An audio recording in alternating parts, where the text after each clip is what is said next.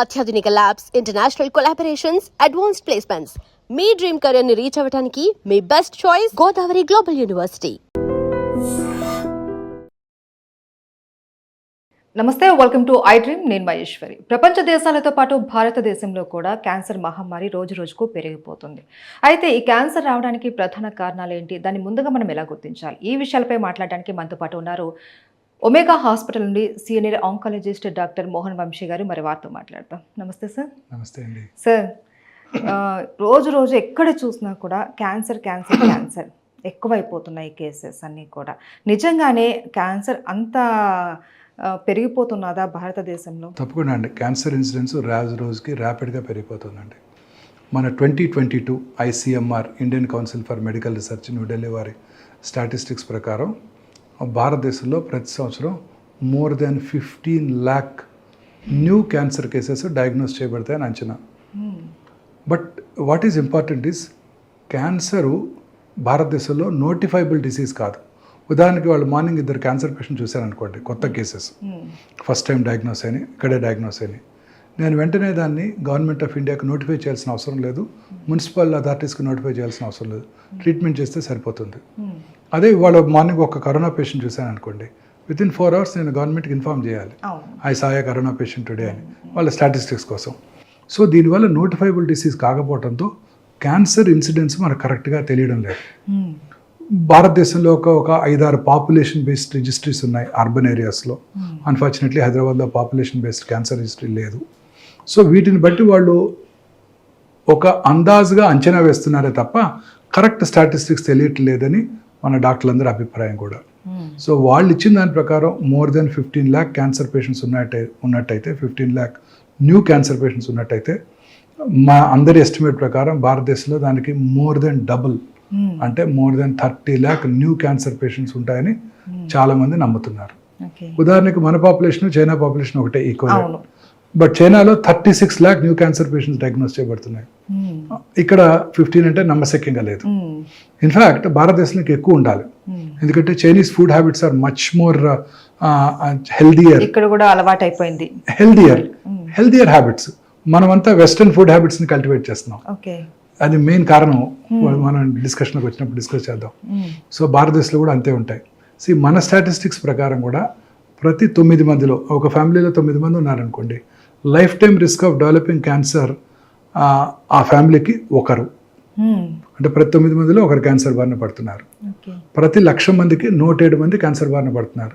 ఉదాహరణకు అమీర్పేటలో 1,00,000 మంది ప్రజలు ఉన్నారనుకోండి, సంవత్సరానికి 107 న్యూ క్యాన్సర్ పేషెంట్స్ అమీర్పేట నుంచి డయాగ్నోస్ చేయబడతాయి.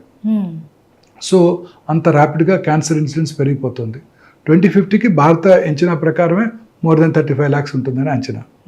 సో క్యాన్సర్ ఇన్సిడెన్స్ ర్యాపిడ్గా రోజుకి పెరిగిపోతుందండి.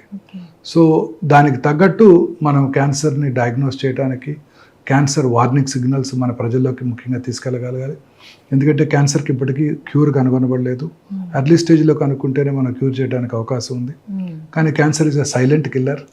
స్లోగా పెరుగుతుంటుంది, సిమ్టమ్స్ కలిగించదు, అందువల్ల ఎవరు డాక్టర్ దగ్గరికి రారు. సో అందుకని మనం ముఖ్యంగా అవేర్నెస్ ప్రోగ్రామ్స్ ద్వారానే మన ప్రజల్లో ఈ క్యాన్సర్ మీద అవేర్నెస్ తీసుకొస్తే, వార్నింగ్ సిగ్నల్ మీద, అప్పుడు క్యాన్సర్ని ప్రివెంట్ చేయడానికి, క్యాన్సర్ వార్నింగ్ సిగ్నల్స్ తెలుసుకోవడానికి అవకాశం ఉంటుంది. అసలు సార్, క్యాన్సర్ అంటేనే చాలా రకాలు ఉంటున్నాయి. మనం చూస్తున్నాం ఈ మధ్య తల భాగం నుంచి కాళ్ళ వరకు ప్రతి చోట క్యాన్సర్ అన్నది ఎక్కడ వస్తుందో తెలియదు. మెయిన్ ఈ క్యాన్సర్ అంటే ఏంటి అనేది చాలా మందికి కూడా అవగాహన లేదు. మన శరీరంలో ఉన్న కోట్లాది కణజాలంలో ఏదో ఒక కణం అప్రతీతంగా పెరిగిపోవటానే క్యాన్సర్ అంటారు. ఇప్పుడు మన బాడీలో లిమిటేషన్స్ ఉన్నాయి. ఉదాహరణకి చిన్నప్పుడు ముక్కు చిన్నదిగా ఉండేది, ఈ సైజుకి రాగానే ఆగిపోయింది, ఇంకా పెరగడం ఆగిపోయింది. అలా ఒక నియంత్రణ విధానం ఉన్నది మన శరీరానికి. ఆ నియంత్రణని దాటి క్యాన్సర్ కణం క్రమంగా పెరిగిపోతుంటాయి. అంటే ఒక కణం 2 అవుతాయి, 2, 3, 4 అవుతాయి, 4, 8 అవుతాయి, 8, 16 అవుతాయి, 8 లక్షలు 16 లక్షలు అవుతాయి. అలా పెరిగిపోవటాన్ని క్యాన్సర్ అంటారు. అది ఎక్కడైనా ఉండొచ్చు. మన నియంత్రణ దాటి, మన రెగ్యులేటరీ మెకానిజమ్స్ని దాటి మన శరీరంలో మీరు అన్నట్టు స్కాల్ప్ నుంచి కాలు చిటికన వేలు వరకు ఏదో ఎక్కడో ఒక కణం అలా పెరిగిపోవటాన్ని క్యాన్సర్ అంటారు. సో ఇప్పుడు మన సైంటిస్టులకి మంచి అవగాహన వచ్చింది, క్యాన్సర్ మీద పూర్తి అవగాహన వచ్చింది. మన బాడీలో అబౌట్ 22,000 ప్రోటాన్ కోడింగ్ జీన్స్ ఉంటాయి, equally good number of non proton coding jeans ఉంటాయి. ఇందులో సైంటిస్టులు ఒక 500 to 600 ఆంకో జీన్స్ని ఐడెంటిఫై చేశారు. ఆంకో జీన్స్ అంటే క్యాన్సర్ కారక జన్యువులు. వీటిలో వచ్చే మ్యుటేషన్స్ ఆధారంగానే ఈ క్యాన్సర్స్ వస్తున్నాయి, అన్ని రకాల క్యాన్సర్లు. సైంటిస్టులు ఇప్పుడు గట్టిగా నమ్ముతున్నారు. దీన్నే ఫౌండేషన్ 1 మెడిసిన్ అంటారు. అంటే ఈ 500-600 జీన్స్లో ఏదో ఒక జీను ఏదో ఒక కారణం వల్ల, అది డైటరీ కానివ్వండి, ఎన్విరాన్మెంటల్ ఫ్యాక్టర్ కానివ్వండి, జెనెటిక్ కానివ్వండి, ఆ మ్యుటేషన్ జరిగి ఆ మ్యుటేషను వలన ఆ క్యాన్సర్ కణం అప్రతిహితంగా పెరిగిపోతుంటుంది. ఇది మన సైంటిస్టులు ఐడెంటిఫై చేశారు. ఇప్పుడు ప్రతి క్యాన్సర్కి కూడా ఇది మ్యుటేషన్, మనం ఏ మ్యుటేషన్ వల్ల క్యాన్సర్ వచ్చింది తెలుసుకునే సదుపాయం ఇప్పుడు మనకి అందుబాటులోకి వచ్చింది హైదరాబాద్లోనే. ఆ కొన్ని మ్యుటేషన్స్ని టార్గెట్ చేసే మందులు కూడా అందుబాటులోకి వచ్చాయి. అది సో ఇలా క్యాన్సర్ బాడీలో ఎక్కడైనా రావచ్చు. లైనింగ్ మీద, అంటే లైనింగ్ అంటే ఒక లైనింగ్, ఇప్పుడు ఉదాహరణకి మన బాడీకి స్కిన్ లేయర్, లైనింగ్ మీద వచ్చే క్యాన్సర్స్ని కార్సినోమాస్ అంటారు. లోపల వచ్చే క్యాన్సర్స్ని సార్కోమాస్ అంటారు. సాఫ్ట్ టిష్యూ అంటే లైనింగ్ లోపల ఉండే టిష్యూ సాఫ్ట్ టిష్యూ. ఇప్పుడు ఇంటెస్టైనల్ ట్రాక్ ఉంది, దాని లైనింగ్ మీద వచ్చినట్టయితే కార్సినోమా, లోపల వచ్చినట్టయితే సార్కోమా, లైనింగ్ కింద వచ్చినట్టయితే సార్కోమా. ఇంకా 3వ గ్రూపు కార్సినోమా, సార్కోమా. 3వ గ్రూపు హిమటలాజికల్ మెలిగ్నెన్సీస్ అంటే రక్త సంబంధ క్యాన్సర్స్, అంటే లింఫోమాస్, లుకీమియాస్. ఇలా 3గా బ్రాడ్గా మనం డివైడ్ చేయవచ్చు క్యాన్సర్స్. బాడీలో ఎక్కడొచ్చినా ఈ 3 బ్రాడ్ వెరైటీస్లో ఈ క్యాన్సర్ని మనం ప్లేస్ చేయడానికి అవకాశం ఉంటుంది. అయితే మీరే అన్నారు క్యాన్సర్ అనేది సైలెంట్ కిల్లర్ అనేసి. సో ఇది చాలా వరకు బయట పడేంత వరకు కూడా మనకు తెలియదు, సివియర్ స్టేజ్కి వెళ్ళేంత వరకు కూడా మనకు తెలియదు. దీన్ని మనము ఫస్ట్లోనే మనం గుర్తించాలి అంటే ఎలాంటి లక్షణాలను మనం ఐడెంటిఫై చేయాలి సార్? సో బేసిక్గా వచ్చిన ఆర్గన్ బట్టి ఆధారపడి ఉంటుంది. ఓకే, ఎక్కడ ఇప్పుడు ఉదాహరణకి ఏ ఆర్గన్లో వచ్చినా కూడా వచ్చిన ఆర్గన్ ఆధారపడి, బట్ కొన్ని జనరల్ సిమ్టమ్స్ ఉన్నాయి. అందులో most important unexplained weight loss. అంటే మామూలుగానే తింటున్నారు, మామూలుగానే వారి జీవితం గడుపుతున్నారు, బట్ క్రమక్రమంగా వెయిట్ తగ్గిపోతున్నారు. ఏంటి మీరు తగ్గిపోతున్నారు అని అడుగుతున్నారు ఫ్యామిలీ మెంబర్స్. అది very good important warning signal.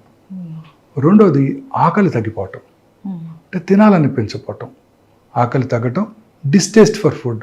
మీకు చాలా ఇష్టమైన ఫుడ్ టేబుల్ మీద ఉంది, తినడానికి ఆకలి వస్తుంది, తినడానికి అక్కడి దాకా వెళ్తారు, తినబుద్ధి కాక తిరిగి వచ్చేస్తారు. Very important warning signal of cancer. ఇది చాలా ఇంపార్టెంట్.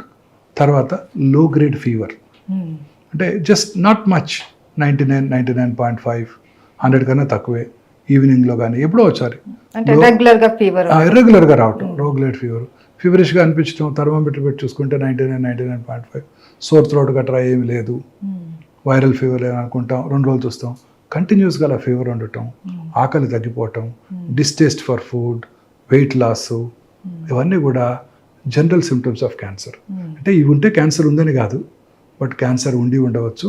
ఖచ్చితంగా సిమ్టమ్స్ వచ్చినప్పుడు మనం వెంటనే అలర్ట్ అయ్యి టెస్టులు చేయించుకోవాలి. ఐదర్ పరీక్ష మన ఫ్యామిలీ ఫిజిషియన్ని కలవటము, దగ్గరలో మన ఫ్యామిలీ ఫిజిషియన్ ఉంటారు, లేదా ఒక ఆంకాలజిస్ట్ని కలవటం చేయాల్సి ఉంటుంది.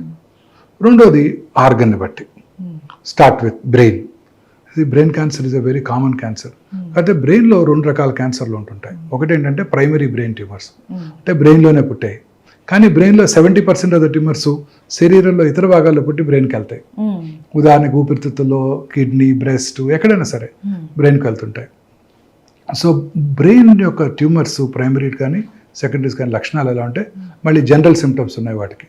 ఒకటి ఏంటంటే అర్లీ మార్నింగ్ హెడేక్, పొద్దున్నే లేవటంతోనే హెడేక్తో లేస్తారు, లేదా లేచిన వెంటనే హెడేక్ ఉంటుంది, లేకపోతే హెడేక్తో పొద్దున్నే 3 4 లేస్తారు, అండ్ కంటిన్యూస్గా ఇంక్రీజ్ అవుతుంటుంది. నడి వయసులో ఎస్పెషల్లీ 40s తర్వాత ఇలాంటిది వచ్చిందంటే ఇమ్మీడియట్గా వీ షుడ్ బికమ్ సస్పీషియస్. అదే ఐస్ ప్రాబ్లం వల్ల కూడా హెడేక్ వస్తుంది, అది ఈవినింగ్ వస్తుంది, అది పొద్దున్నే రాదు. అలా ఎర్లీ మార్నింగ్ హెడేక్తో లేవటం, మిడ్ నైట్లో కానీ తర్వాత కానీ లేవటం వెరీ ఇంపార్టెంట్ వార్నింగ్ సిగ్నల్స్. జ్ఞాపక శక్తి లోపించడం, సడన్ మెమరీ లాస్, తన ఓన్ ఫ్రెండ్ ఫోన్ నెంబర్ గుర్తురాదు, ఇంటి ఫోన్ నెంబర్ గుర్తురాదు, అడ్రస్ గుర్తురాదు. So very important warning signals అనమాట ఇవన్నీ. బ్రెయిన్లో మెమరీ లాస్, సడన్గా మెమరీ లేకపోవటం, కన్వల్షన్స్, ఫిట్స్ రావటం. ఒక ఏరియాలో బ్రెయిన్ ట్యూమర్ ఉన్నప్పుడు ఆ పక్కన ఉన్న నార్మల్ టిష్యూస్ని ఇరిటేట్ చేస్తుంది, ఇప్పుడు ఫిట్స్ రావటం.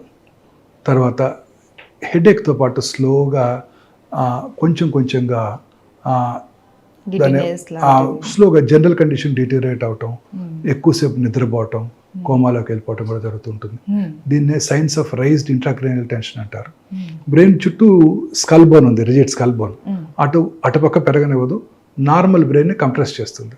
ఓకే. సో కంప్రెస్ చేసినప్పుడు మరి ఇలాంటి సిమ్టమ్స్ వస్తాయి అనమాట. This is called science of increased intracranial tension. అది తర్వాత వచ్చిన లొకేషన్ బట్టి బ్రెయిన్లో చాలా లోబ్స్ ఉంటాయి. ఫ్రాంటల్ లోబ్లో ట్యూమర్ వచ్చింది అనుకోండి, వాళ్ళలో విచక్షణ జ్ఞానం కోల్పోతారు, అందరి ముందు అన్డ్రెస్ చేసుకుంటారు, అందరి ముందు సడన్గా యూరిన్ పాస్ చేస్తారు, సడన్గా మాట పడిపోవచ్చు. తర్వాత పెరైటల్ ఏరియా అంటారు, అక్కడ క్యాన్సర్ వచ్చిందంటే కాలో చేయబడిపోతుంది, రైట్ సైడ్ వచ్చిందంటే లెఫ్ట్ సైడ్ కాలో చేయబడిపోతాం, ఇలా జరుగుతుంటాయి. వీక్నెస్. ఆక్సిపిటల్ ఏరియాలో వస్తే విజువల్ డిస్టర్బెన్సెస్ రావటం, చిన్న మెదడులో క్యాన్సర్ వచ్చినట్టయితే ఆల్కహాల్ తాగిన వాళ్ళు ఎలా నడుస్తారో అలా నడవటం, ఇలా లొకేషన్ బట్టి మళ్ళీ సిమ్టమ్స్ ఉంటాయి. ఇది కూడా బ్రెయిన్ క్యాన్సర్ లక్షణాలు. ఇంకా స్లోగా కిందకు వచ్చినట్టయితే oral cavity. Oral cavity cancers are the commonest cancers in South India. South Indian men పురుషుల్లో వాళ్ళు గుట్కాలు, సిగరెట్లు ఇవి తీసుకుంటారు కాబట్టి పురుషుల్లో, సౌత్ ఇండియాలో ఉన్న పురుషుల్లో చాలా కామన్ క్యాన్సర్ ఈ ఓరల్ క్యాన్సర్స్. ఈ ఓరల్ క్యాన్సర్ లక్షణాలు కూడా చాలా పెక్యులర్గా ఉంటాయి. మానని పుండు, నోట్లో చిన్న అల్సర్స్ వస్తుంటాయి, మీకు నాకు కూడా టెన్షన్ ఉన్నప్పుడు అల్సర్స్ వస్తుంటాయి, పెయిన్ఫుల్గా ఉంటాయి, తగ్గిపోతాయి. ఇది మానకుండా క్రమం తప్పకుండా పెరుగుతూ ఉంటుంది, బట్ ఎటువంటి పెయిన్ కలగజేయదు. అందువల్ల అందరూ అశ్రద్ధ చేస్తారు. తర్వాత ఎరుపు తెలుపు మిళితమైన patches, red and white patches or white patch, just పెరుగు అంటుకున్నట్టు ఆ లిప్ మీదో, నాలుక మీదో, దవడ లోపల భాగానో, అంగటి మీద ఉంటుంది. రబ్ చేస్తే పోదు, లూకోప్లేకియా అంటారు. అలాగే వెల్వెటీ రెడ్ ప్యాచెస్, ఎరిథ్రోప్లేకియా అంటారు. ఎక్కడైనా రావచ్చు ఓరల్ క్యావిటీలో. అలాగే ఎరుపు తెలుపు కలిసిపోయిన ప్యాచెస్, మిళితమైన ప్యాచెస్ కనుక ఉన్నట్టయితే క్యాన్సర్ అయ్యే అవకాశాలు చాలా ఎక్కువగా ఉంటాయి. ఇవేమీ నొప్పి కలిగించవు, అందుకే డాక్టర్ దగ్గరికి రారు. అక్కడ నుంచి చిగుళ్ళ నుంచి బ్లీడ్ అవటం, ఎక్కడో చోట అల్సర్ నుంచి బ్లీడ్ అవటం, మాటలో స్పష్టత కోల్పోవటం టంగ్ క్యాన్సర్ లక్షణం. మాటలో స్పష్టత, నాలిక కొంచెం బండగా మారినట్టు, వాయిస్ కొంచెం ముద్దలాగా రావటం, అది ఒక very important warning signal of tongue cancer. తర్వాత టంగ్, నాలిక వెనకాల భాగం కూడా ఉంటుంది. నాలిక మాట్లాడటానికే కాకుండా మింగటానికి కూడా ఉపయోగపడుతుంది. ఆ మింగటానికి ఉపయోగపడే ప్రాంతం పోస్టీరియర్ పార్ట్లో కనుక ట్యూమర్ వచ్చినట్టయితే feeling of a foreign body, గొంతులో ఏదో ఫారిన్ బాడీ ఉన్నట్టు. మనం గొంతులో ఏదైనా మింగుతాం అనుకోండి, ఏదైనా మింగలేకపోయాం అనుకోండి, మళ్ళీ కొంచెం వాటర్ తీసుకొని మింగితే లోపలికి వెళ్ళిపోతుంది, అప్పుడు మనకు ఖాళీగా అనిపిస్తుంది. ఇది అలా ఉండదు, ఎప్పుడు కూడా ఫీలింగ్ ఆఫ్ ఫారిన్ బాడీ ఉన్నట్టు ఉంటుంది. Very important warning signal of posterior part, వెనకాల భాగంలో ఉన్న టంగ్ యొక్క లక్షణం. అలాగే వాయిస్లో మార్పు రావటం, స్వరపేటిక క్యాన్సర్, హస్కీగా ఉండటం, బొంగురు పోవటం, దగ్గు రావటం, ఇవన్నీ కూడా స్వరపేటి క్యాన్సర్ లక్షణాలు. ఇవన్నీ కూడా మీరు అన్నట్టు స్మోకర్స్లోను, గుట్కా చ్యూయర్స్లోను, స్మోక్లెస్ టొబాకో అంటాం. గుట్కా చ్యూయర్స్ చాలా మందిలో ఒక అపోహ ఉంది, గుట్కా తింటుంటారు, నేను తింటాను ఊసేస్తాను, లోపలికి ఇంజెస్ట్ చేయట్లేదు అంటారు. వారు గుట్కా లోపల పెట్టుకున్న 6 సెకండ్స్లో ఆ గుట్కాలో ఉన్న 400 నుంచి 500 కార్సినోజెన్స్ అంటే క్యాన్సర్ కారక పదార్థాలు బ్లడ్లోకి వెళ్ళిపోయి ఆ నోట్లోనే కాదు ఇతర భాగాల్లో కూడా క్యాన్సర్ కలిగించవచ్చు. ఇది తర్వాత లంగ్ క్యాన్సర్. లంగ్ క్యాన్సర్ ముఖ్య లక్షణాలు కాఫ్, మానని దగ్గు.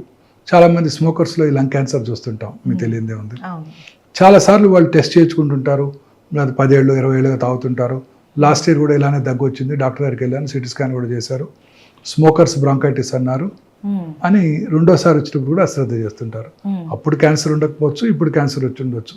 సో మానని దగ్గు, దగ్గినప్పుడు వచ్చే ఫ్లెమ్లో కళ్ళలో రక్తం పట్టడం, ఇవన్నీ వెరీ ఇంపార్టెంట్ వార్నింగ్ సిగ్నల్స్. అలాగే లో గ్రేడ్ చెస్ట్ పెయిన్, ఆకలి తగ్గటం, లో గ్రేడ్ ఫీవరు, వెయిట్ లాస్, ఇవన్నీ కూడా లంగ్ క్యాన్సర్ ముఖ్య లక్షణాలు. చాలాసార్లు లంగ్ క్యాన్సర్ చిన్నదిగా ఉండొచ్చు, శరీరంలో ఇతర భాగాలకు పాకిపోవచ్చు, ఎస్పెషల్లీ బ్రెయిన్. బ్రెయిన్కి వెళ్ళిపోతుంది. ఈ లంగ్ క్యాన్సర్ ఎక్స్రేలో కనపడదు, అంత చిన్నదిగా ఉంటుంది. బ్రెయిన్ డాక్టర్ గారు, న్యూరో సర్జన్ ఆ ట్యూమర్ కూడా తీసేస్తారు, తీసి టెస్ట్కి పంపిస్తే బ్రెయిన్ లంగ్ క్యాన్సర్ అని రిపోర్ట్ వస్తుంది. ఒకే పర్సన్ కి 2 క్యాన్సర్స్ కూడా వస్తూ ఉంటాయా? రావచ్చు, అన్లైక్లీ. రావచ్చు. అదృష్టం బాగపోతే there is one lady she had 8 cancers, ఓ 8 సర్వైవ్ అయ్యింది ఆవిడ. చూస్తుంటాం, అది కూడా కామనే. ఇప్పుడు ఉదాహరణకి కామన్ ఎగ్జాంపుల్, ఇప్పుడు రైట్ సైడ్ చీక్లో లోపల భాగంలో క్యాన్సర్ వచ్చింది అనుకోండి, వాళ్ళకే లెఫ్ట్ సైడ్ వచ్చే అవకాశాలు చాలా ఎక్కువ ఉంటాయి. స్ప్రెడ్ అవ్వదు, కొత్తవి. నేను పేషెంట్కి ఎలా ఎగ్జాంపుల్ చెప్తానంటే, గోదావరికంలో బొగ్గు దొరికితే పక్కనున్న రామగుండం, మంచిర్యాల, పెద్దపల్లి, రామకృష్ణపూరు అక్కడ కూడా బొగ్గు దొరుకుతుంది. అట్లా ఇక్కడ వచ్చిందంటే ఇక్కడ రావచ్చు, ఇక్కడ రావచ్చు, ఇక్కడ రావచ్చు, ఇక్కడ రావచ్చు. సో అంటే ఒక చోట కనుక వచ్చినట్టయితే ఏవైతే కారణాలు ఇక్కడ క్యాన్సర్ కలిగించాయో అవే కారణాలు ఈ ఏరియాలో కూడా ఉంటాయి కదండి, అక్కడ కూడా వస్తాయి. అలాగే ఒక బ్రెస్ట్ లో క్యాన్సర్ వచ్చిందంటే రెండో బ్రెస్ట్ లో క్యాన్సర్ వచ్చే అవకాశాలు ఎక్కువ. సో ఎవరికైనా బ్రెస్ట్ క్యాన్సర్ రిస్క్ ఏంటంటే ఆల్రెడీ బ్రెస్ట్ క్యాన్సర్ వచ్చి ఉండటం, very important risk factor. So అదొకటి ఇంపార్టెంట్. సో లంగ్ క్యాన్సర్, తర్వాత స్లోగా gastro. Commonest cancer south Indian మెన్లో గ్యాస్ట్రిక్ క్యాన్సర్. గ్యాస్ట్రిక్ క్యాన్సర్ లక్షణాలు ఏంటంటే, చాలామంది అంటుంటారు నాకు గ్యాస్ ఎక్కువ ఉంటుంది, నాకు గ్యాస్ ఉంటుంది అనేది. కొంచెం ఫుడ్ తినగానే పొట్ట ఫుల్ అయిపోయినట్టు ఉండటం, very important warning signal of gastric cancer. అలాగే వామిటింగ్, వామిటర్స్లో బ్లడ్ ఉండటం, మోషన్ డార్క్ బ్లాక్ కలర్లో వెళ్ళటం, అంటే అక్కడ స్టమక్లో ఉన్న అల్సర్లో బ్లీడింగ్ అవుతుంటుంది. ఆ బ్లడ్ మోషన్లో బ్లాక్ కలర్లో కనపడుతుంది, రెడ్ కలర్లో కనపడదు. ఎందుకంటే యాసిడ్ ఎన్విరాన్మెంట్లో ఆ బ్రైట్ రెడ్ బ్లడ్ బ్లాక్ అయిపోతుంది. సో బ్లాక్ టారీ మోషన్ వచ్చిందంటే అప్పర్ జిఏ బ్లీడ్ ఉన్నట్టు, స్టమక్ అల్సర్ కావచ్చు. సో ఇది ఒక వెరీ ఇంపార్టెంట్ వార్నింగ్ సిగ్నల్. చాలా మంది నడి వయసు దాటిన తర్వాత 50-60 ఏళ్ళ వయసులో పురుషుల్లో ముఖ్యంగా ఎనీమియా, రక్తహీనత రావటం. రక్తహీనత రాగానే ముందు వాళ్ళకి ఆయాసం వస్తుంది, అంతే కదా, కొంచెం నడవంగానే రక్తం తక్కువ ఉంటే ఆయాసం వస్తుంది. ఫస్ట్ వాళ్ళు ఎవరి దగ్గరికి వెళ్తారు, ఆయాసం రాగానే కార్డియాలజిస్ట్ దగ్గరికి వెళ్తారు. కార్డియాలజిస్ట్ పరీక్ష చేసి హార్ట్కి యాంజియోగ్రామ్ చేస్తే 2 బ్లాక్లు ఎట్లాగా ఉంటాయి ప్రతి వాళ్ళకి, 2 స్టెంట్లు కూడా వేస్తుంటారు. ఆ తర్వాత మనం కార్సినోమా స్టమక్ని డయాగ్నోస్ చేస్తుంటాం. సో నడి వయసు దాటిన తర్వాత ఎవరిలో అయినా రక్తహీనత ఉందంటే సౌత్ ఇండియన్ మెన్లో ఫస్ట్ ఎండోస్కోపీ చేసుకోవాలి. అది కనుక నార్మల్గా ఉంటే కొలనోస్కోపీ చేసుకోవాలి కింద నుంచి. ఈ 2 చాలా ఇంపార్టెంట్. ఇది చాలా వెరీ ఇంపార్టెంట్ వార్నింగ్ సిగ్నల్. రక్తహీనత, చాలా మంది బ్లడ్ ఎక్కించుకుంటుంటారు, ఐరన్ సప్లిమెంట్స్ తీసుకుంటుంటారు, కార్డియాలజిస్ట్ కలుస్తారు ఆయాసానికి, ఈ 2 మిస్ అయిపోతుంటారు. అండ్ సార్, సర్వైకల్ క్యాన్సర్ కి సంబంధించి ఎలాంటి సింటమ్స్ ఉంటాయి sir? Cervical cancer is one of the commonest cancers in south Indian women. భారతదేశంలో అత్యధికంగా కనబడే క్యాన్సర్ బ్రెస్ట్ క్యాన్సర్, తర్వాత గర్భసంచి ముఖద్వార క్యాన్సర్. ఇది ముఖ్యంగా people belonging to lower socio economic strata వాళ్ళలో చూస్తుంటాం, పేద వర్గాల ప్రజల్లో ఎక్కువ చూస్తుంటాం. ఎందుకంటే వాళ్ళలో హైజీన్ యొక్క విలువ, శుభ్రత తెలియకపోవడంతో అన్హైజీనిక్ ప్రొసీజర్స్ వలన during menstrual cycles human papillomatous virus ఎక్కువగా వ్యాప్తి చెంది వాళ్ళలో ఈ క్యాన్సర్ ఎక్కువగా వస్తుంటుంది, హెచ్పివి వైరస్. సో దీని లక్షణాలు ఎలా ఉంటాయంటే, పీరియడ్స్ టైంలో బ్లీడింగ్ ఎక్కువ అవటం, పోస్ట్ కాయిటల్ బ్లీడింగు, పీరియడ్స్ మధ్యలో ఇంటర్మెన్స్ట్రల్ బ్లీడింగు, వైటిష్ డిశ్చార్జ్, అది కూడా ఆఫుల్ స్మెల్తో ఉండే డిశ్చార్జ్, తర్వాత బ్లడీ డిశ్చార్జ్, తర్వాత లో గ్రేడ్ అంటే తక్కువ అబ్డామినల్, లో గ్రేడ్ అబ్డామినల్ పెయిన్, కింది పొట్టలో పెయిన్ రావటం, ఇవన్నీ వార్నింగ్ సిగ్నల్స్ ఆఫ్ గర్భసంచి ముఖద్వార క్యాన్సర్. ఇంకా చూసినట్టయితే కామనెస్ట్ క్యాన్సర్ ఒక 10-15 ఏళ్ల క్రితం గర్భసంచి ముఖద్వార క్యాన్సర్. ఇప్పటికీ కూడా ప్రతిరోజు ప్రతి 6 నిమిషాలకి ఒక స్త్రీ గర్భసంచి ముఖద్వార క్యాన్సర్ వల్ల ప్రాణం కోల్పోతున్నారు భారతదేశంలో. ప్రతి 6 నిమిషాలకి, అంత కామన్ అనమాట. ఇంకొక ఇంపార్టెంట్ ఫ్యాక్ట్ ఏంటంటే, ప్రతి 4 నిమిషాలకి ఒక స్త్రీ బ్రెస్ట్ క్యాన్సర్ డయాగ్నోస్ చేయబడుతున్నారు ఇండియాలో. ప్రతి 4 నిమిషాలకి ఒక స్త్రీ బ్రెస్ట్ క్యాన్సర్ డయాగ్నోస్ చేయబడుతున్నారు.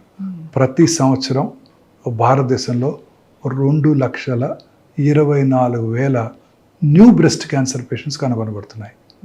అండ్ మీరు గుర్తుపెట్టుకోవాల్సిన ఇంపార్టెంట్ విషయం ఏంటంటే, మనందరం ఇవన్నీ కూడా అర్బన్ ఇండియాలో ఎక్కువ చూస్తున్నాం. అర్బన్ ఇండియా పాపులేషను యాన్యువల్ ఈ 2023 స్టాటిస్టిక్, కరోనా తర్వాత మన స్టాటిస్టిక్స్ పూర్తిగా ఎవాల్యుయేట్ చేయలేదు, చేయలేకపోయాం మనం. ఎవ్రీ 10 yearsకి ఒకసారి స్టాటిస్టిక్స్ తీసుకుంటాం కదా, పాపులేషన్ స్టాటిస్టిక్స్ చేయలేకపోయాం. సో ఆ 22 అంచనా ప్రకారం భారతదేశంలో ఓన్లీ 35 మంది మాత్రమే 100కి అర్బన్ ఏరియాస్లో ఉంటున్నారు. ఈ అర్బన్ ఏరియాస్లోనే ఈ క్యాన్సర్స్ అన్ని కాన్సన్ట్రేట్ చేయబడుతున్నాయి. 2,24,000 న్యూ బ్రెస్ట్ క్యాన్సర్ పేషెంట్స్ ఉన్నట్టయితే on an average 175 are in urban area. So urban ఏరియాస్లో ఈ బ్రెస్ట్ క్యాన్సర్ ఇన్సిడెన్స్ ర్యాపిడ్గా పెరిగిపోతుంది. దీని ముఖ్య లక్షణాలు ఏంటంటే బ్రెస్ట్లో లంప్ లాగా ఏర్పడటం, గడ్డలాగా ఏర్పడటం. రెండోది బ్రెస్ట్ యొక్క సైజులో కానీ షేప్లో కానీ మార్పు రావటం. బ్రెస్ట్ యొక్క స్కిన్ ముడతలు పట్టినట్టు ఉంటాం. ఆరెంజ్ పీల్ అపియరెన్స్ అంటాం. రైప్ ఆరెంజ్, పండిపోయిన ఆరెంజ్ చూస్తే ఆ పైన చిన్న చిన్న గుంటలు పడి ఎలా ఉంటుంది చూడండి, థిక్ అయ్యి అలా ఉంటుంది ఆ స్కిన్. అంటే మన ఇండియాలో ఆరెంజ్ పీల్ ఉండదు, మన అందరం డార్క్ కాంప్లెక్షన్ కాబట్టి వైట్స్లో అలా ఉంటుంది ఆరెంజ్ పీల్ అపియరెన్స్. సో మన వాళ్ళలో కూడా అట్లా నల్లగా గుంటలు పడి ఉంటాం. తర్వాత బ్రెస్ట్ యొక్క నిప్పుల్ ఏరియాలో కాంప్లెక్సెస్లో మార్పులు రావటం, నిప్పులు లోపలికి పోవటం, నిప్పుల మీద పుండె ఏర్పడటం, నిప్పుల నుంచి బ్లడ్ కానీ బ్లాకిష్ కానీ బ్రౌనిష్ కానీ డిశ్చార్జ్ రావటం.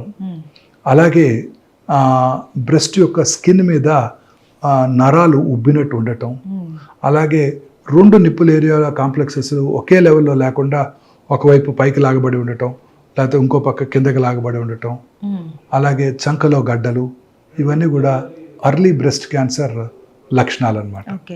ఈ లక్షణాలు ఉన్న వాళ్ళందరికీ క్యాన్సర్ ఉన్నట్టు కాదు, బట్ క్యాన్సర్ ఉండటానికి ఎక్కువ అవకాశాలు ఉంటాయి కాబట్టి దగ్గరలో ఉన్న సర్జన్ కానీ వారి లేడీ డాక్టర్, ఫ్యామిలీ ఫిజిషియన్ కానీ ఆంకాలజిస్ట్ని కానీ కలవటం చాలా ఇంపార్టెంట్.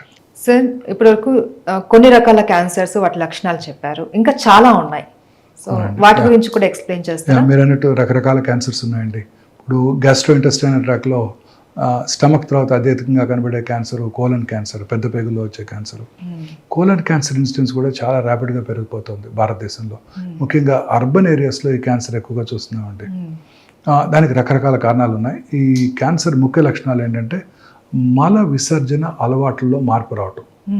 అంటే ఉదాహరణకి మనం రోజు ఒకసారి మోషన్ పాస్ చేస్తాం, సడన్గా గత 4 నెలల నుంచి రోజుకు 2-3 సార్లు మోషన్స్ అవుతున్నాయి. Very important warning signal. అలాగే మోషన్లో బ్లడ్ కనపడటం, చాలాసార్లు కనపడుతుంటాయి. మోషన్లో బ్లడ్ కనపడుతుంటాయి. నాకు పైల్స్ ఉన్నాయి, పోయిన సంవత్సరం కూడా పైల్స్ ఉన్నాయి, అప్పుడు డాక్టర్ దగ్గరికి వెళ్ళి చూపించుకున్నాను, పైల్స్ ఉన్నాయన్నారు, మెడిసిన్ ఇచ్చారు, తగ్గిపోయింది, అదే వాడుకుందాం అనుకుంటారు తప్ప పోయిన సంవత్సరం పైల్స్ వల్ల బ్లడ్ వచ్చింది, ఈసారి క్యాన్సర్ వల్ల బ్లడ్ వచ్చి ఉండవచ్చు అనే ఫ్యాక్ట్ని మర్చిపోతారు. సో ఇవేమీ నొప్పి కలిగించవు, అందువల్ల ఎవరు డాక్టర్ దగ్గరికి రారు. సో మోషన్లో కనుక బ్లడ్ కనుక పడినట్టయితే ఎప్పుడూ అశ్రద్ధ చేయకూడదు. వెంటనే దగ్గరలో ఉన్న సర్జన్ దగ్గరికి వెళ్ళి చూపించుకొని దానికి నివారణ తెలుసుకొని అది దానికి వైద్యం చేయించుకొని అది ఆగిపోయితేనే మనం నిశ్చింతగా ఉండాలి. లేకపోతే మళ్ళీ డాక్టర్ దగ్గరికి, అదే డాక్టర్ దగ్గరికి వెళ్ళి టెస్టులు చేయించుకుంటూ ఉండాలి. అవసరమైతే సిగ్మాడోస్కోపీ, కొలనోస్కోపీ కూడా చేసుకోవాలి. ఎందుకంటే rectal cancer, colon cancer incidence భారతదేశంలోని పురుషుల్లో చాలా ఎక్కువగా చూస్తున్నాం. అలాగే మల విసర్జన అలవాట్లు మార్పు రావటం, తర్వాత మనం మోషన్ పాస్ చేస్తే ఒక సైజులో మోషన్ బయటకు వస్తుంది. అలా కాకుండా పెన్సిల్ బీమ్ లాగా సన్నగా వచ్చింది అనుకోండి, అంటే ఆ రక్తంలో బ్లాక్ అవుతుందని అర్థం. అలాగే ఫీలింగ్ ఆఫ్ ఇన్కంప్లీట్ ఎవాక్యుయేషన్. ఇప్పుడు మనం మార్నింగ్ చక్కగా మోషన్ పాస్ చేసామనుకోండి, we have a very good feeling, as motion అయిపోయింది, సో కంఫర్టబుల్గా ఉంటుంది. మోషన్ పాస్ చేసినప్పటికీ ఇంకా కూడా మోషన్కి వెళ్ళాలి అనిపిస్తూ ఉన్నట్టయితే, గుడ్ మోషన్ పాస్ చేసాము కానీ ఇంకా మోషన్కి వెళ్ళాల్సి ఉన్నట్టు అనిపిస్తోంది, వెళ్ళి కూర్చుంటే రావడం లేదు, this is a very important warning signal of rectal cancer.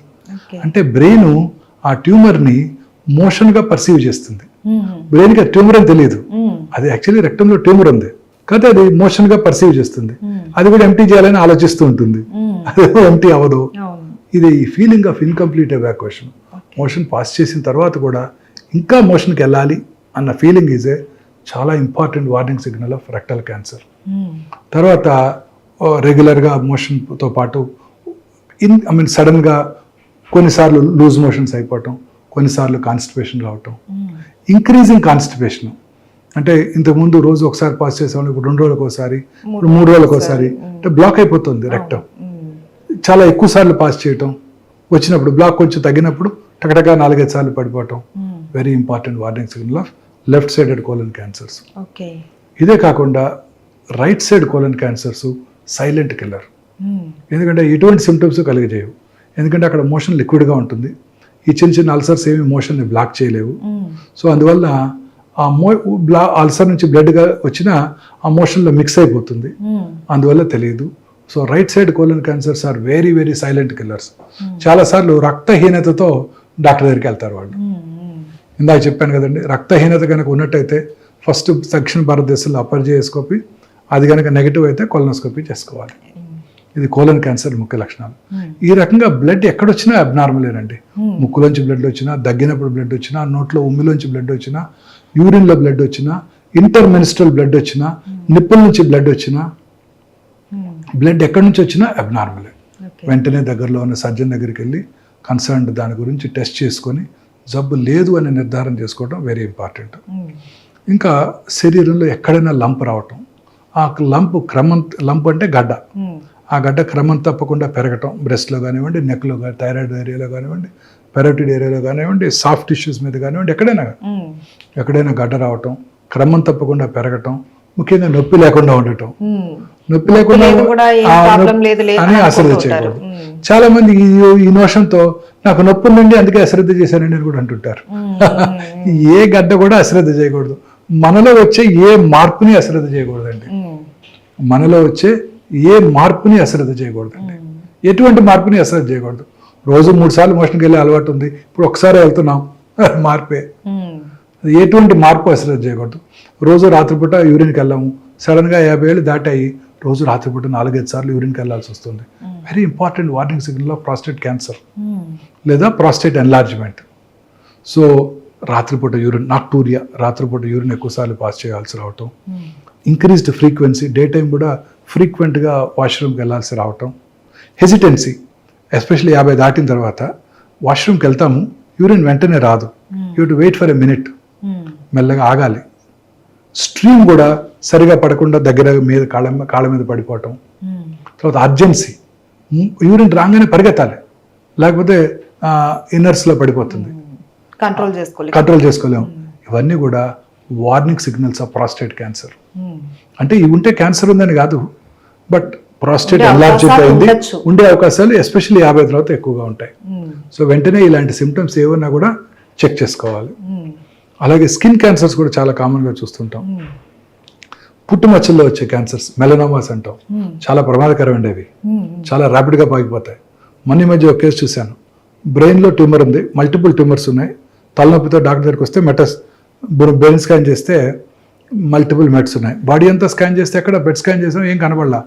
చూస్తే కాలు బొట్టన వేలు క్రింద, వేలు గోరు క్రింద ఒక చిన్న 2 మిల్లీమీటర్ల మచ్చ ఉంది, బ్లాక్ మచ్చ, అది మెలనోమా. అక్కడ నుంచి బ్రెయిన్కి వెళ్ళిపోయిందండి. అంత ప్రమాదకరమైన ఈ మెలనోమా క్యాన్సర్స్. కాలు హీల్ మీద చిన్న మచ్చ ఒకటి ఉంటుంది, ఆ మచ్చ లివర్కి పాకిపోవచ్చు. సో పుట్టుమచ్చల్లో వచ్చే మార్పులు, పుట్టుమచ్చ సైజు పెరగటం, కలర్ మారటం, అల్సరేషన్ ఏర్పడటం అంటే పుండుగా మారటం, పుట్టుమచ్చ నుంచి పెలుసులుగా పొరలుగా ఊడిపోవటం, స్కిన్ ఊడిపోవటం, అలాగే పుట్టుమచ్చల మీద పుండు పట్టడం, పుట్టుమచ్చల నుంచి రక్తం కారటం, ఇవన్నీ కూడా వార్నింగ్ సిగ్నల్స్ ఆఫ్ మెలనోమా. వీటిని కూడా అశ్రద్ధ చేయకూడదు. సో ఇలా అన్ని రకాల క్యాన్సర్స్ కూడా యూరిన్లో బ్లడ్ పట్టడం very important warning signal of bladder cancer. So bladder cancer కూడా వెరీ కామన్, ఎస్పెషల్లీ స్మోకర్స్లో బ్లాడర్ క్యాన్సర్ చాలా కామన్గా చూస్తుంటాం. ఇంకొక ఇంపార్టెంట్ కామన్ క్యాన్సర్ ముఖ్యంగా స్త్రీలలో ఒవేరియన్ క్యాన్సర్. ఇది silent killer, really silent killer.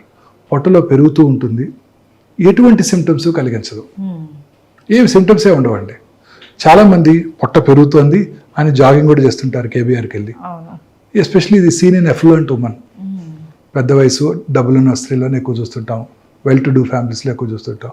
అదేంటి కొంచెం పొట్ట పెరుగుతుంది, కొంచెం వాకింగ్ చేద్దాం, జాగింగ్ చేద్దాం అని వెళ్తుంటారు, బట్ యాక్చువల్లీ లోపల క్యాన్సర్ ఉంటుంది, ఓవేరియన్ క్యాన్సర్. ఎటువంటి సిమ్టమ్స్ కలిగించవు, లో గ్రేడ్ పెయిన్ ఉంటుంది, ఎటువంటి సిమ్టమ్స్ ఉండవు. సో ఇలాంటి సిమ్టమ్స్ని అశ్రద్ధ చేయకూడదు. తర్వాత యూట్రస్ బాడీ, ఇందాక సర్వైకల్ క్యాన్సర్ లక్షణాలు చూసాం మనం, జనరల్గా people belonging to lower socio economic strata. ఇది బాడీ క్యాన్సర్స్, బాడీ అంటే యూట్రైన్ మెయిన్ బాడీ క్యాన్సర్స్. ఇది ఎఫ్లూయెంట్ ఉమెన్లో ఎక్కువ కనబడుతుంది, ఒబీస్ స్త్రీలలో వాళ్ళలో ఎక్కువ కనబడుతుంటుంది. పోస్ట్ మెనోపాజల్ బ్లీడింగ్, పీరియడ్స్ ఆగిపోయిన తర్వాత ఎవరికైనా 1-2 ఇయర్స్ తర్వాత మళ్ళీ కనుక బ్లీడింగ్ అయితే అశ్రద్ధ చేయకూడదు. చాలా మంది ఈ సిమ్టమ్ అశ్రద్ధ చేస్తారు. పీరియడ్స్ ఆగినాక అలా వస్తుంటుందంట, దానికి అదే తగ్గిపోద్ది, ఒక్కసారి వచ్చిపోయింది డాక్టర్ గారు, మళ్ళీ 2 నెలల క్రితం మళ్ళీ కనపడింది. అవి ఇది ఎప్పుడు అశ్రద్ధ చేయకూడదు. మెనోపాజ్ వచ్చేసిన తర్వాత మళ్ళీ కనుక బ్లీడింగ్ అయిందంటే వెంటనే దగ్గరలో ఉన్న వారి ఫ్యామిలీ ఫిజిషియన్ లేడీ డాక్టర్ దగ్గరికి వెళ్ళి పరీక్ష చేయించుకోవటం, చిన్న అల్ట్రాసౌండ్ చేసుకుంటేనే ఆ క్యాన్సర్ని ఈజీగా గుర్తించవచ్చు. ఈ క్యాన్సర్ ఇన్సిడెన్స్ కూడా ర్యాపిడ్గా పెరుగుతుంది. అర్బనైజేషన్ పెరిగే కొద్ది ఇవే పెరుగుతున్నాయి. Breast cancer, ovarian cancer, uterine body cancer, ఇవి చాలా కామన్గా పెరిగిపోతున్నాయి. సో ఇవన్నమాట ఈ కామన్ క్యాన్సర్స్ లక్షణాలు. ఈ వార్నింగ్ సిగ్నల్స్ అన్ని చాలా ఇంపార్టెంట్. క్యాన్సర్ ఇన్సిడెన్స్ ర్యాపిడ్గా పెరిగిపోతుంది. మన తెలిసిన వాళ్ళు కానీ ఎవరిలో కానీ ఇలాంటి సిమ్టమ్స్ కనుక చూసినట్టయితే we must warn them, go get checked first. వెళ్ళి మీ ఫ్యామిలీ ఫిజిషియన్ కలువు, లేకపోతే దగ్గరలో ఉన్న సర్జన్ ఆంకాలజిస్ట్ను కలవండి అని మనం వార్న్ చేయాల్సి ఉంటుంది అనమాట. ఈ వార్నింగ్ సిగ్నల్స్ ఉంటే క్యాన్సర్ ఉన్నది అని కాదు, క్యాన్సర్ ఉండి ఉండవచ్చు, అవకాశం ఉండొచ్చు. ముందుగా డయాగ్నోస్ చేస్తేనే క్యాన్సర్ క్యూరబుల్, లేకపోతే క్యాన్సర్ క్యూర్ అయ్యే అవకాశాలు చాలా తగ్గిపోతాయి. బ్లడ్ క్యాన్సర్, బోన్ క్యాన్సర్ కూడా వస్తుంటాయి. Blood cancer is a very common cancer అండి. పిల్లల్లో వచ్చే కామనెస్ట్ క్యాన్సర్ బ్లడ్ క్యాన్సర్ అందరికన్నా. ఇవి సిమ్టమ్స్ చాలా వేగ్గా ఉంటాయండి. పిల్లల యొక్క గ్రోత్ తక్కువగా ఉంటుంది, పాలిపోవటము, వెయిట్ తగ్గిపోవటము, బాడీ మీద పెటికల్స్ ప్యాచెస్ అంటే చిన్న చిన్న రెడ్ ప్యాచెస్, ప్లేట్లెట్స్ తగ్గిపోవటంతో, లేదా చిన్న ఎబ్రేషన్కే ఒక ఇదంతా కందిపోయినట్టు, కమిలిపోయినట్టు, స్కిన్ కింద బ్లడ్ రావటం, ఇవన్నీ కూడా బ్లడ్ క్యాన్సర్ లక్షణాలు. పిల్లల్లో కానీ పెద్దవాళ్ళలో కానీ. వీక్నెస్, అన్ఎక్స్ప్లెయిన్డ్ వీక్నెస్, ఏం బాగా వీక్నెస్, రక్తం తగ్గిపోవటం, బ్లీడింగ్ స్పాట్స్ రావటం బాడీ స్కిన్ మీద, పెద్దవాళ్ళలో కూడా ఇవి బ్లడ్ క్యాన్సర్ లక్షణాలు. బోన్ ట్యూమర్స్ అన్ని చిన్న వయసులో చూస్తుంటాం.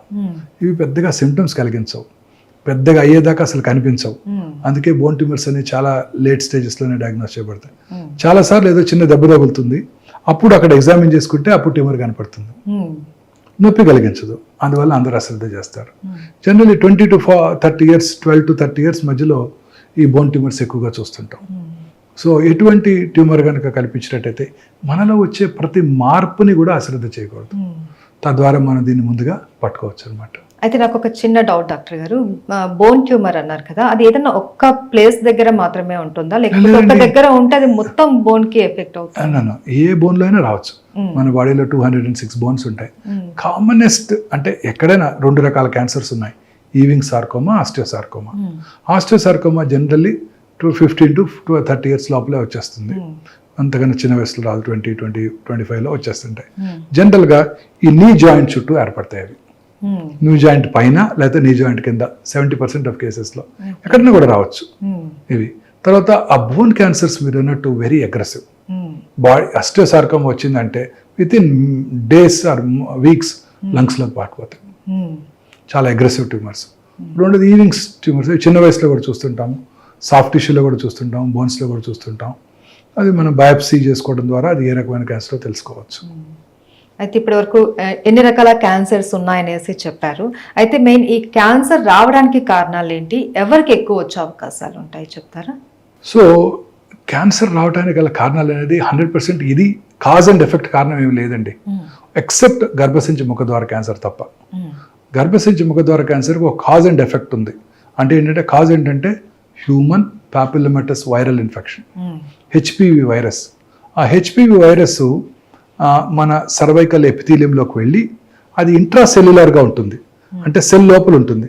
సెల్ లోపల ఉంటే మన బాడీ డిఫెన్స్ మెకానిజమ్స్కి అందదు, అందువల్ల దానికి యాంటీబాడీస్ డెవలప్ అవ్వవు.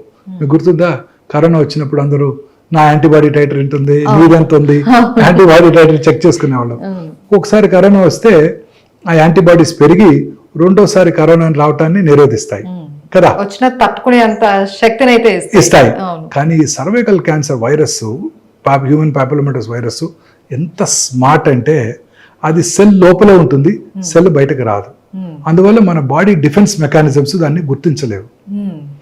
సో అందువల్ల దానికి యాంటీబాడీస్ డెవలప్ అవ్వవు. సో అందువల్ల రిపీటెడ్ వైరల్ ఇన్ఫెక్షన్స్ వల్ల ఈ క్యాన్సర్ వచ్చేస్తుంది. దీనికి ఇప్పుడు అందుకే వ్యాక్సిన్ కనుక్కున్నారు. వ్యాక్సిన్ ఏం చేస్తుందంటే యాంటీబాడీస్ని ప్రొడ్యూస్ చేస్తుంది, తద్వారా మళ్ళీ రీఇన్ఫెక్షన్ రాకుండా చేస్తుంది. సో ఇది హ్యూమన్ పాపిలోమాటస్ వైరస్. ఇలా కాజ్ అండ్ ఎఫెక్ట్ రిలేషన్ మిగతా ఏ క్యాన్సర్స్కి లేదు. హెపటైటిస్ బి వైరస్ ఇన్ఫెక్షన్ ఉన్న వాళ్ళలో లివర్ సిరోసిస్ వస్తుంది. లివర్ సిరోసిస్ వచ్చినప్పుడు లివర్ రీజనరేషన్ జరుగుతుంది. ఆ రీజనరేటివ్ ప్రాసెస్లో క్యాన్సర్ రావచ్చు. So HBV human hepatitis B viral infection వచ్చిన వాళ్ళలోను, హెపటైటిస్ సి వైరల్ ఇన్ఫెక్షన్ వచ్చిన వాళ్ళలోను లివర్ సిరాసిస్ వచ్చి ఆ క్రానిక్ లివర్ డిసీజ్ వలన లివర్ క్యాన్సర్ వచ్చే అవకాశాలు ఉంటాయి. ఈ రెండు వెరీ ఇంపార్టెంట్. తర్వాత అలాగే నార్త్ ఆఫ్రికాలో ఎప్స్టీన్ బార్ వైరస్ అనే ఒక వైరస్ ఇన్ఫెక్షన్ వలన కొన్ని బర్కిట్స్ లింఫోమా అనే ఒక స్పెషలైజ్డ్ హెమటలాజికల్ మలిగ్నెన్సీస్ వస్తుంటాయి, అవి కూడా చూస్తుంటాం. ఇవి కాక మిగతా క్యాన్సర్స్ అన్నిటికీ కూడా ఖచ్చితంగా ఇది కారణం అని చెప్పలేము. కొన్ని ఇంపార్టెంట్ కారణాలు ఉన్నాయి, మనందరికీ తెలుసు. స్మోకింగ్ వల్ల లంగ్ క్యాన్సర్ వస్తాయి, స్మోకింగ్ వల్ల అనేక రకాల క్యాన్సర్స్ వస్తాయి, ఇవన్నీ మనకు తెలుసు. బట్ డెఫినెట్గా నాన్ స్మోకర్లో కూడా లంగ్ క్యాన్సర్ చూస్తుంటాం. అవును, స్మోకింగే చేయని 12 ఏళ్ళ ఆడపిల్ల కూడా లంగ్ క్యాన్సర్ చూసాం. సో ఇది డెఫినెట్గా ఇది కారణం అని మనం చెప్పగలిగిందే లేదు. But there are general causes which are very very important to us. ఒకటి జెనెటిక్ ఫ్యాక్టర్స్, అది మన కంట్రోల్లో లేదు. జెనెటిక్ ఫ్యాక్టర్స్ అంటే బెస్ట్ ఎగ్జాంపుల్ ఆంజెలినా జోలీ. వారి మదర్కి ట్రిపుల్-నెగటివ్ బ్రెస్ట్ క్యాన్సర్ ఉండింది. సో వారు చెక్ చేయించుకొని ఆ BRCA1 BRCA టెస్ట్ చేయించుకొని వారికి 31 years అప్పుడే అది చెక్ చేసుకొని అది పాజిటివ్ ఉంటుంటే వారికి ఖచ్చితంగా హ్యూమన్ అదే hereditary breast ovarian cancer syndrome అంటారు. సో వారికి 100% బ్రెస్ట్ క్యాన్సర్ వస్తుంది, 170% 80% ఓవేరియన్ క్యాన్సర్ వస్తుందని తెలుసుకొని ముందుగా జబ్బు రాకముందే 2 బ్రెస్ట్లు తీయించేసుకున్నారు, 2 ఓవరీలు తీయించేసుకున్నారు.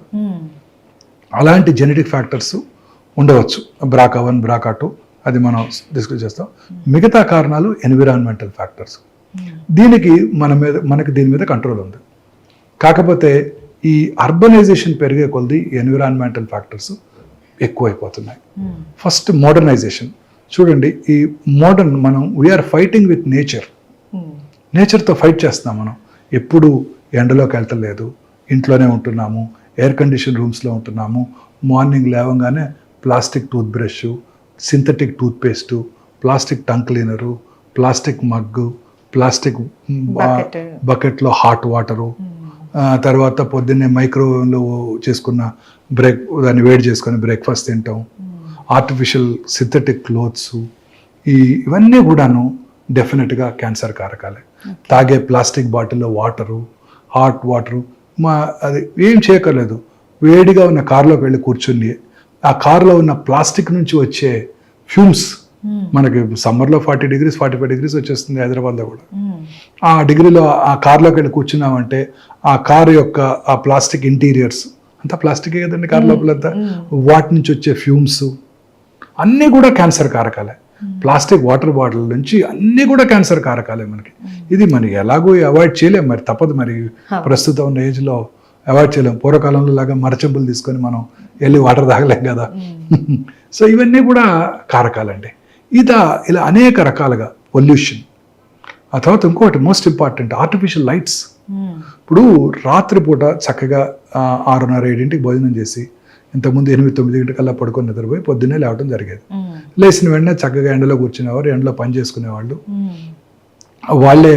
వాళ్ళ ఫ్రెష్గా వాళ్ళ గేదెల నుంచి పాలు తీసుకొని తాగేవాళ్ళు, వాళ్ళ వెజిటబుల్ గార్డెన్లో వెజిటబుల్ పండించుకునేవాళ్ళు, పొలానికి వెళ్ళి పంటలు పండించుకునేవాళ్ళు, ఎండలో అంత ఆర్గానిక్ ఉండేది. చక్కగా షర్ట్ తీసి పొలం పని చేసేవాళ్ళు. అన్ని రకాల ఒక విటమిన్ డి, మనకు తెలిసిన విటమిన్, తెలియనివి ఉన్నాయో సూర్యరశ్మిలో. సో ఇవాళ హెల్దీ లైఫ్ స్టైల్ ఉండింది, హ్యాపీగా ఉండేవాళ్ళు. పక్కన వాళ్ళ కారు ఉంది, మన కారు లేదు, ఇలాంటి ఇవి బాధలు లేవు. పెళ్లి చేసుకుందామంటే సొంత వాళ్ళకి ఎవరికో మేనల్లుడికో మేనకోడలకో చేసుకునేవాళ్ళు. 5 రోజులు సంతోషంగా గడిపేవాళ్ళు. సంతోషం సగం బలం. Happiness is the most important immune booster. Happiness is the most important immune booster. నేను ఒక ఫుల్ పేజ్ ఆర్టికల్ రాశాను ఒక వెర్నాకులర్ డైలీలో. వెరీ ఇంపార్టెంట్ అండి. ఒక పేషెంట్ 72 సంవత్సరాలు, ఆమెకి వాళ్ళ హస్బెండ్కి 74. 8 ఏళ్ళ నుంచి నా దగ్గరికి రెగ్యులర్గా చెకప్కి వస్తున్నారు బ్రెస్ట్ క్యాన్సర్కి. Perfectly normal. ఒకరోజు వచ్చారు, ఆమె ఒక్కరే వచ్చి ఇంకో లేడీని తీసుకుని, ఏరండి గోపాలరావు గారు అన్నాను. అనగానే పాపం లాస్ట్ 15 days బ్యాకే కర్నరీ బైపాస్ అయిన తర్వాత కాంప్లికేషన్ వచ్చి చనిపోయారు. అప్పుడు కూడా చెక్ చేసాం, నార్మల్గా ఉన్నారు ఆవిడ. 3 నెలల తర్వాత తిరిగి వచ్చేసారు క్యాన్సర్తో. మానసిక ఆందోళన, డిప్రెషన్. ఇంకొక లేడీ 5 years అయింది నేను బ్రెస్ట్ క్యాన్సర్కి సర్జరీ చేసి, చక్కగా కంఫర్టబుల్గా ఉన్నారు. కొడుకు పెళ్ళికి పిలిచారు, వెళ్ళాను. హ్యాపీగా ఉన్నారు, అందరూ బాగున్నారు. 2 ఏళ్ల తర్వాత రికరెన్స్ వచ్చింది. ఏంటా అని చూస్తే 8 months ముందు కొడుకు డివోర్స్. సో అన్ని రకాల జబ్బులకి నా ఉద్దేశంలో మూల కారణం ఈ మానసిక ఆందోళన. కరోనా కానివ్వండి, క్యాన్సర్ కానివ్వండి, చాలా రకాల వ్యాధులు అన్ని జబ్బులకి కూడా ఈ ఇమ్యూనిటీ, అది రొమటాయిడ్ ఆర్థరైటిస్, ఇవన్నీ కూడా ఈవెన్ డయాబెటిక్ అన్ని జబ్బులకి మూల కారణం మానసిక ఆందోళన. సంతోషంగా సగం బలం అని పెద్దవాళ్ళు చెప్పారు. సంతోషంగా లేకపోతే నీదేటి. రెండోది నిద్ర, వెరీ ఇంపార్టెంట్ ఇమ్యూన్ బూస్టర్ అండి నిద్ర. ఇప్పుడు పూర్వకాలంలో 6-7 పడుకునేవాళ్ళు, తినేసేవాళ్ళు. ముందు అర్లీగా తినేసి 8-9 పడుకునేవాళ్ళు. ఈ టీవీలు లేవు, చక్కగా వీధరి మీద కబుర్లు చెప్పుకునేవాళ్ళు, లేకపోతే ఏదో పని చేసుకునేవాళ్ళు. ఇంత పని చేయాల్సిన అవసరం కూడా ఉండేది కాదు. మనలాగా రోజుకి 16 గంటలు. 9 పడుకునేవాళ్ళు, పొద్దున్న 6 లేసేవాళ్ళు. రాత్రి 2-3 గంటలకి వాళ్ళలో మెలటోనిన్ అనే హార్మోన్ ఉత్పత్తి అవుతుంది ఆ స్లీప్లో. ఆ melatonin strong anti cancer properties. ఇప్పుడు ఏం చేస్తున్నాము, రాత్రి 10-11 దాకా టీవీ చూస్తున్నాం, 11 పడుకోవడానికి 1 దాకా మనం ఆ బ్లూ స్క్రీన్ చూస్తూ మొబైల్లో మన వాట్సాప్ మెసేజ్లు, యూట్యూబ్లో వీడియోలు చూసుకుంటూ పడుకుంటున్నారు. ఆ మెలటోనిన్ హార్మోన్ ఉత్పత్తి జరగట్లేదు, దానివల్ల క్యాన్సర్ వచ్చేస్తుంది. ఈ పొద్దున్నే వస్తాను 5:30కి నేను ఇంటి నుంచి వస్తుంటే, గచ్చిబౌలికి వస్తుంటే చూస్తుంటే అన్ని పెద్ద పెద్ద స్కై స్క్రాపర్స్, అన్ని చోట్ల ఫుల్ లైట్స్ ఉంటాయి. ఆ లైట్స్లో పనిచేసే స్త్రీలందరికీ కూడాను క్యాన్సర్ వచ్చే అవకాశాలు ఎక్కువగా ఉంటాయి. ఈ సర్కేడియన్ రిథమ్ అంటే పగలు పనిచేసుకోవటం, రాత్రి నిద్రపోవటం, ఇది లేకపోయేసరికి ఆ మెలటోనిన్ హార్మోన్ ఉత్పత్తి లేకుండా ఈ ఆర్టిఫిషియల్ లైట్స్లో ఎక్కువ కాలం ఉండటం వల్ల ఆ హార్మోన్ ఉత్పత్తి తగ్గిపోవటంతో breast cancer, colon cancer, lung cancer, అన్ని రకాల క్యాన్సర్స్ వస్తున్నాయి వాళ్ళలో, ఆ స్త్రీలందరిలోనూ. ముఖ్యంగా బ్రెస్ట్ క్యాన్సర్, మిగతా వాళ్ళ మిగతా క్యాన్సర్లు. చాలా ఇంపార్టెంట్ అండి ఇది. So most important advice for youngsters is రాత్రి లేట్గా టీవీ చూడటం, ఈ బ్లూ స్క్రీన్ చూడటం, లైట్ వేసుకొని పడుకోవటం. ఇది కూడా వెరీ ఇంపార్టెంట్ కాజిటివ్ ఫ్యాక్టర్. ఎక్కువ ఇల్యూమినేషన్ లైట్ పెట్టుకోనేకూడదు. ప్రిఫరబుల్లీ డార్క్లో పడుకోవాలి, తొందరగా పడుకోవాలి. అప్పుడే మెలటోనిన్ హార్మోన్ ఉత్పత్తి అవుతుంది. ఈ బెడ్ లైట్స్ అన్ని కూడా క్యాన్సర్ కలిగించవచ్చు. అన్ని రకాల లైట్స్లో కూడా రెడ్ కలర్ బెడ్ లైట్ కనుక పెట్టుకుంటే అతి తక్కువ ఇన్ఫ్లుయెన్స్ ఆన్ మెలటోనిన్ ప్రొడక్షన్ అంట. So very important. Bed light red కలర్లోనే ఉంచుకోండి, మిగతా కలర్స్లో ఉంచుకోవద్దు. అతి తక్కువ ఇల్యూమినేషన్ ఉండటం, చిన్న అవసరమైతే, లేకపోతే ప్రిఫరబుల్లీ డార్క్లో పడుకోవటం, తొందరగా పడుకోవటం వెరీ ఇంపార్టెంట్ మనందరికీ కూడా క్యాన్సర్ని ప్రివెంట్ చేయడానికి. మన పిల్లలకి అంటే ఈ స్టేజ్కి 60 ఏళ్ళు వచ్చేసినాయి, ఇప్పుడు మనం ఇంకా మార్చుకోలేము లైఫ్ స్టైల్. బట్ పిల్లలందరికీ నెక్స్ట్ జనరేషన్కి ఇది వెరీ ఇంపార్టెంట్. ఈ బ్లూ స్క్రీన్ చుట్టం, రాత్రిపూట టీవీ చూసుకుంటూ 12 దాకా పడుకోవటం, లైట్ వేసుకొని పడుకొని నిద్రపోవటం. ఇక సరే ఆఫీస్ అవర్స్ వాళ్ళు మన యూరోపియన్ టైమింగ్స్కి, అమెరికన్ టైమింగ్స్కి పనిచేస్తుంటారు మన పిల్లలు. అక్కడంతా ఈ సాఫ్ట్వేర్ ప్రొఫెషనల్స్, ఇక తప్పదు. But they are all definitely important causes of cancer అండి. ఇది కాక పొల్యూషన్, ఆటోమొబైల్ పొల్యూషన్, అర్బనైజేషన్ పెరిగే కొలది క్యాన్సర్ పెరిగిపోతుంది.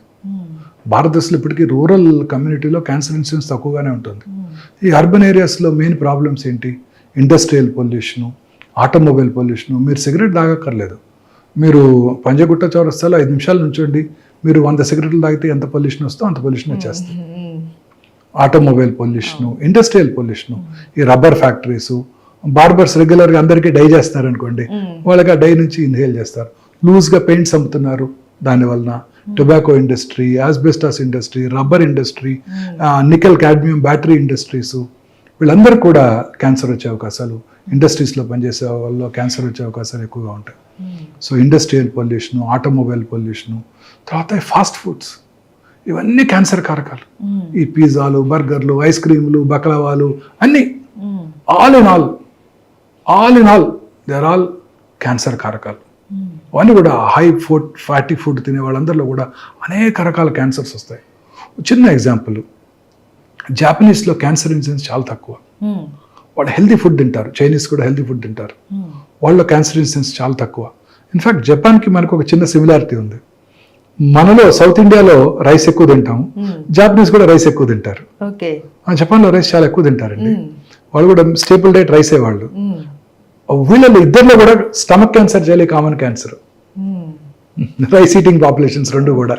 జపాన్ ఎక్కువ తింటే కూడా ఇలా జపాన్, సౌత్ ఇండియా. నేను నా పర్సనల్ ఒపీనియన్ అండి, 5 థింగ్స్ అవాయిడ్ చేయాలండి. వైట్ రైస్, వైట్ షుగర్, రా షుగర్ వాడుకోవటం లేదా జాగరీ వాడుకోవటం, వైట్ సాల్ట్, తర్వాత వైట్ మైదా, వైట్ లైట్. ఈ వైట్ మన కాదు అసలుకి. బ్రౌన్ రైస్, దంపుడు బియ్యం తినండి, రా షుగర్ వాడుకోండి, బ్రౌన్ షుగర్ వాడుకోండి, రాక్ సాల్ట్ వాడుకోండి, మైదా అసలు తినకండి, మిల్లెట్స్, గోధుమలో, బార్లియో, రాజిమా, అదేంటో ఉంటారు చాలా రకరకాల మిల్లెట్స్ ఉన్నాయి, కొరలు, అవి తినండి. వైట్ లైట్ అవాయిడ్ చేయండి, ఆర్టిఫిషియల్ లైట్ని అవాయిడ్ చేయండి రాత్రిపూట ఎస్పెషల్లీ. 5 వైట్ థింగ్స్ మళ్ళీ చెప్తాను.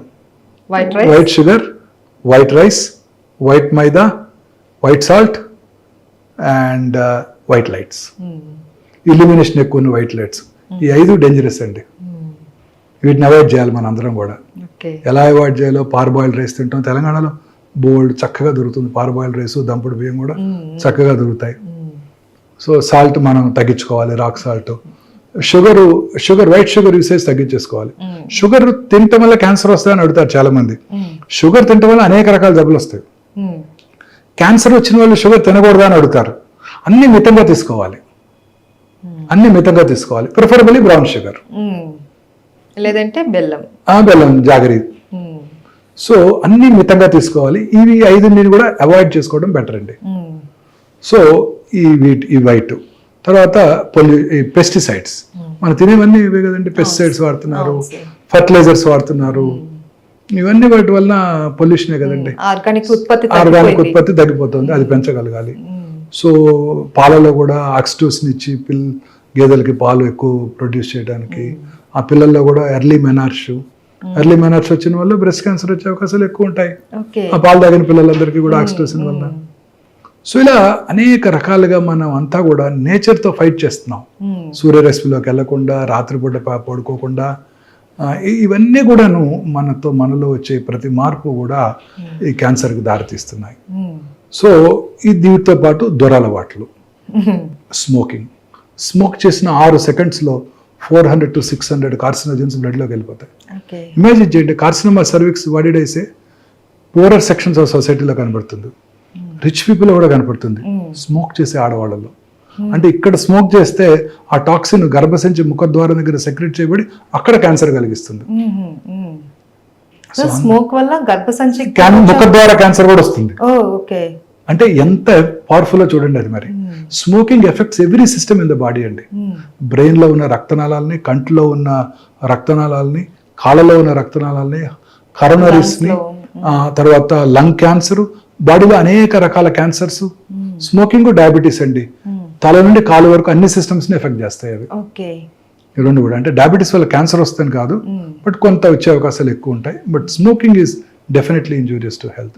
స్మోకింగ్, స్మోక్లెస్ టొబాకో, అన్ని రకాల టొబాకో యూసేజెస్, స్మోక్లెస్ టొబాకో, ఈ సిగరెట్స్ అన్ని కూడా బ్యాన్ చేయాల్సిందే. ఇప్పుడు ఉదాహరణకి చాలా మంది ఈ సిగరెట్ తో ఏమి లేదండి, అందులో ఆయుర్వేదం సిగరెట్లు అనేసి అంటారు, అది కూడా ఏం టొబాకో ఉండదు, అదేమి ఇబ్బంది ఉండదు అని అది కూడా వాడుతూ ఉంటారు. అందులో కరెక్ట్ గా ఏముంటుందో మనకు తెలియదు. ఈ సిగరెట్స్ లో ఉండేది కూడా నికోటినే, అది కూడా ఇట్ ఈస్ ఆల్సో కార్సినోజెనిక్.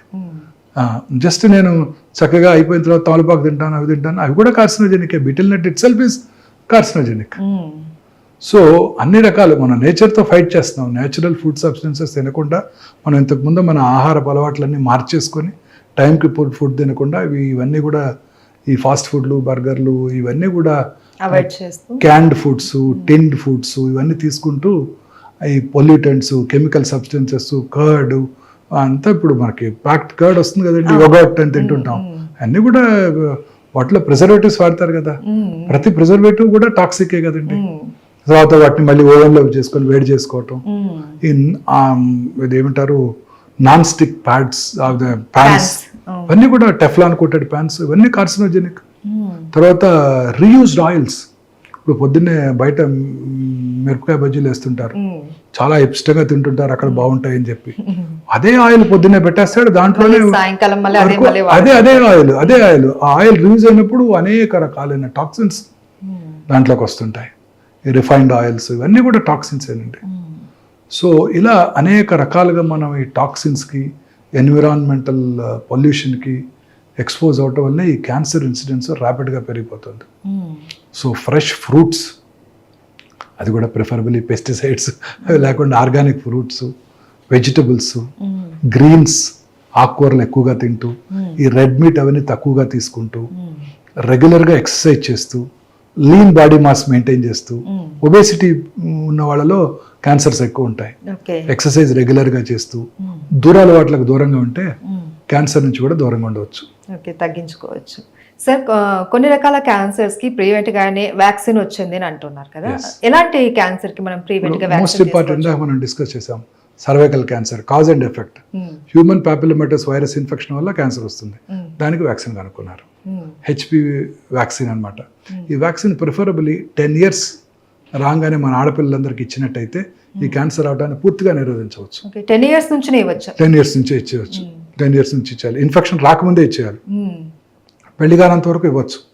పెళ్ళైన వాళ్ళకి ఇవ్వాలంటే ముందుగా ఒకసారి చెక్ చేసుకుని, పాప్స్మియర్ చేసుకుని, క్లినికల్ ఎగ్జామినేషన్ చేసుకుని క్యాన్సర్ లేదు అని గుర్తుంచుకొని ఆ తర్వాత తీసుకోవాలి. పెళ్ళైన వాళ్ళు కూడా వ్యాక్సిన్ తీసుకోవచ్చు, 45 years వరకు కూడా తీసుకోవచ్చు. బట్ ఇంత ఎఫెక్టివ్గా ఉండదు. ఇంత ఎఫెక్టివ్గా ఉండదు. పెళ్ళైన వాళ్ళు ఒక 6 months వ్యాక్సిన్ 3 doses 6 months తీసుకోవాల్సి ఉంటుంది. ఆ తర్వాత ఒక 6 months ప్రెగ్నెన్సీ అవాయిడ్ చేయాల్సి ఉంటుంది. 45 years వరకు తీసుకోవచ్చు. But best age to give is 10 to 12 years. ఆ టైంలో కనుక వ్యాక్సిన్ ఇచ్చినట్టయితే ఖచ్చితంగా మనం స్మాల్ పాక్స్ని, పోలియోని ఎట్లా ఎరాడికేట్ చేసాము, ఈ గర్భసించు ముఖద్వార క్యాన్సర్ కూడా మనం ఎరాడికేట్ చేయగలుగుతాం. అయితే ఆల్రెడీ పిల్లలు ఉన్న వాళ్ళు, స్త్రీలు ఇంకా ప్రెగ్నెన్సీతో అవసరం లేదు, వాళ్ళు ఖచ్చితంగా తీసుకోవచ్చు. వాళ్ళు 45 వరకు తీసుకోవచ్చు. ఆ తర్వాత పెద్ద బెనిఫిట్ ఉండకపోవచ్చు, ఎందుకంటే ఆ పాటికి చాలా రిపీటెడ్గా ఇన్ఫెక్షన్స్ వచ్చేసి ఉంటాయి కాబట్టి. తీసుకోవడం వల్ల నష్టమే లేదు కానీ పెద్ద బెనిఫిట్ ఉండదు. అలాగే ఈ liver cirrhosis, hepatitis B infection liver సిరాసిస్కి దారితీస్తుంది, లివర్ క్యాన్సర్కి దారితీస్తుంది. సో దాన్ని హెపటైటిస్ బి వ్యాక్సిన్ ఇవ్వాలి. ఫార్చునేట్లీ మన ఇండియన్ గవర్నమెంట్ యూనివర్సల్ ఇమ్యునైజేషన్ ప్రోగ్రాంలో మన పిల్లలందరికీ కూడా హెపటైటిస్ బి వైరస్ వ్యాక్సిన్ ఇస్తున్నారు. సో అది కవర్ అయిపోతుంది. మా జనరేషన్లో ఉండేది కాదు అది. సో మేము అప్పుడు ఇంటర్న్షిప్లో కొత్తగా వ్యాక్సిన్ వచ్చినప్పుడు ఆ వ్యాక్సిన్ తీసుకున్నాం అందరం. అంటే మాకు పేషెంట్స్ నుంచి మాకు రాకుండా ఉండడం కోసం. సో హెపటైటిస్ బి వైరల్ ఇన్ఫెక్షన్కి ప్రివెంట్ చేయడానికి ఈ హెపటైటిస్ బి వ్యాక్సిన్ ఉపయోగపడుతుంది. అది తీసుకొని వాళ్ళలో సిరాసిస్, సిరాటిక్స్లో ఈ లివర్ క్యాన్సర్ వచ్చే అవకాశాలు ఎక్కువగా ఉంటాయి. Okay, thank you sir. Thank you so much. Thank you. నమస్తే. And for more videos, Please subscribe to iDream. Please subscribe to iDream. Please subscribe iDream. And please subscribe to iDream. For more videos, subscribe to iDream. please like, share and subscribe to the channel. Congratulations, iDream. Subscribe to iDream. Subscribe to iDream. So subscribe to iDream Media. iDream की iDream team अंदर की huge congratulations. Please subscribe iDream Media. Please subscribe to iDream. Subscribe iDream. Please subscribe to iDream. iDream అంటే నా కళల channel subscribe చేసుకున్న నోరు తిరుగుతలేదు, మీరైతే గంట గుర్తు కొట్టండి. For more such videos, please subscribe to iDream. Subscribe to iDream. Please subscribe to iDream. Please subscribe iDream Media. Please do subscribe to iDream. Please subscribe to iDream Media. For best entertainment and information, please subscribe iDream. And don't forget to subscribe to iDream.